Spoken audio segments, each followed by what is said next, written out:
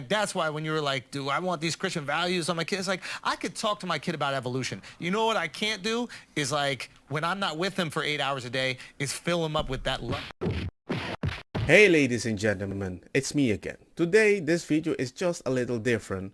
It's about a little more that we have a body and many people just react on our bodies, you know? We reflect everything. Who am I? See, I think we live simultaneously on three planes of understanding. We're spiritual creatures, we have an intellect, and we live in physical bodies. But because we lack awareness or understanding of who we are, we're totally locked into a physical world, and we let things outside of us control us.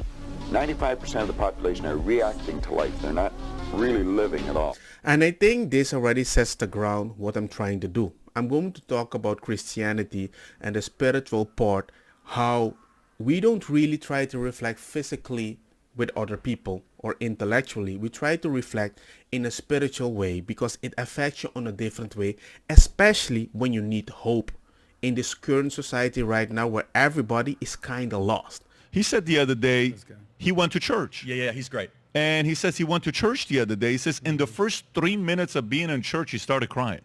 That's not his brand at all. Andrew Schulz's brand is not to say wasn't a that. joke? No, this was not a joke. He was being serious about it, right? And it was beautiful, man. Like the feeling that I got. First of all, I'm crying within 3 minutes. I walk in and it starts with the music. Now, when you're in China, you have this unbelievable journey to get to Mongolia, and then from Mongolia to South Korea. You have to cross the Gobi Desert. This is a 24-hour, when I was listening to the podcast, you said it was a 24-hour straight journey. It's negative 40 degrees.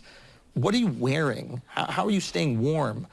Like, how do you prepare for this? Are you taking water? I'm trying to understand. I mean, it's gonna freeze. Water gonna freeze. Yeah, so Even your entire thing is all like ice. If you breathe, it becomes like all like icicle. You know?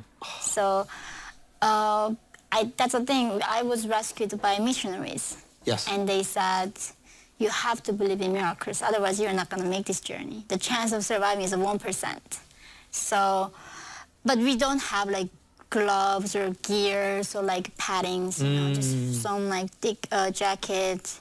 So this is just a very horrible journey. You need to survive like a boss and you don't have the equipment. So they must make you kind of feel that you are protected by God.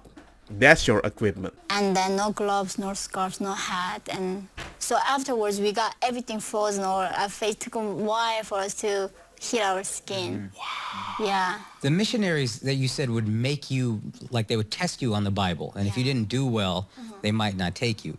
And that bothered me a lot when I heard that the first time. Because I was like, why are you trying to shame it, discourage it, as if they don't need that to believe that? Do you have a choice? Do you have a different religion? Are you going to do it? You're only doing it so they can believe in God. Well, we believe we're saving people when we're telling them to believe in God.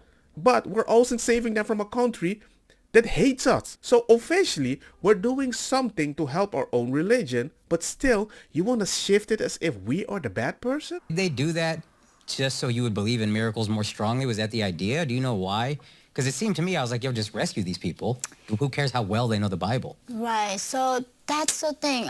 They believe that North Korean people cannot learn about Bible because the Kims copied the Bible and brainwashed us in the same theology.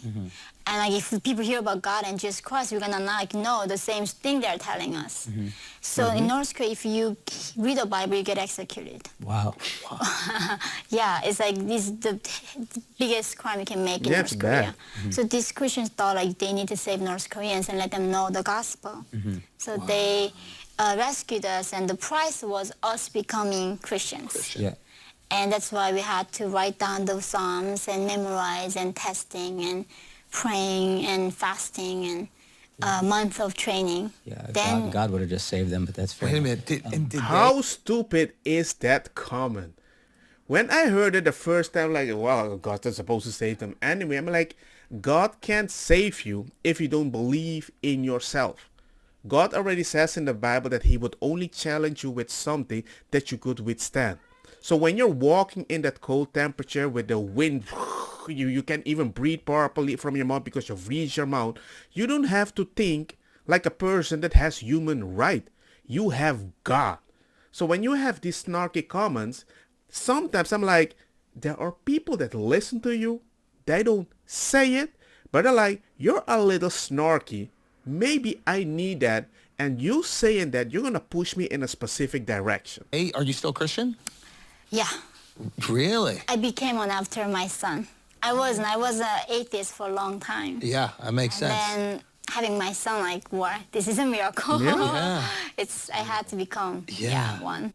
And by the way, the only way you can reach that place, to reach Mongolia or whatever, is that they have to sell you as a funky slave. And she was sold for a higher price because she was a virgin. That is how far they want to go to reach freedom. So even if they didn't believe in God, they were trained to have hope. And they didn't believe in God anyway when they used USA. All I'm trying to say is it was so beautiful. And I'm in this room. There was love. And it was all these different people coming together. And they were submitting themselves to a higher power. It's a beautiful thing to see with humans. I think in this individualized society that we live in, you see so much selfishness. And for these people to sit in this room and then just fucking give it up for something they don't even know is there. It was like, it made me fucking emotional. It was beautiful. And that's why when you were like, do I want these Christian values on my kids? Like, I could talk to my kid about evolution. You know what I can't do? Is like, when I'm not with him for 8 hours a day, is fill him up with that love and that joy that makes him be a better person to the people around him. He's not being a better person because you're telling him to be good. He's being a better person because he feels fucking God loves him. And when God fills you up, you got a little extra to give around. And it was just beautiful, man. I'm glad that you said that, actually, because I don't want people to construe me as saying, like, religion is bad. I'm like...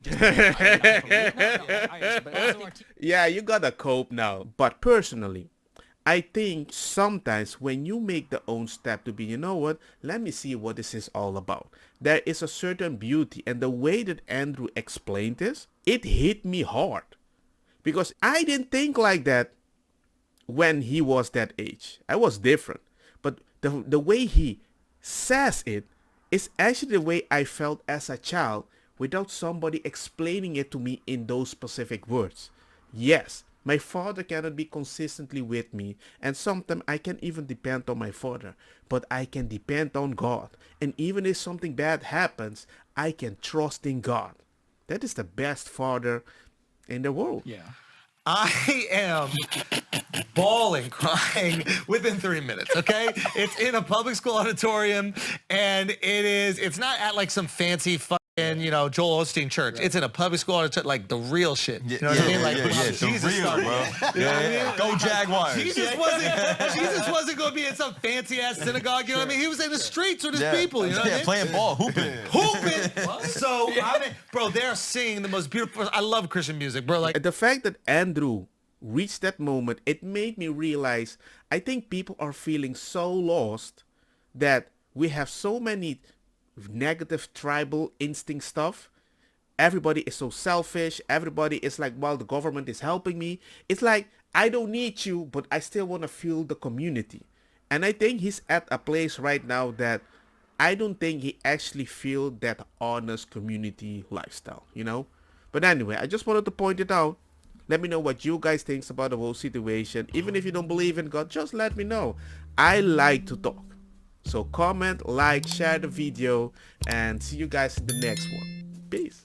Don't get me wrong, ma cosa kita bong. Put a fire na mi blonde, kush hash, purple skunk, criollo, colombici, jam, turloqueta, verdetta, welcome.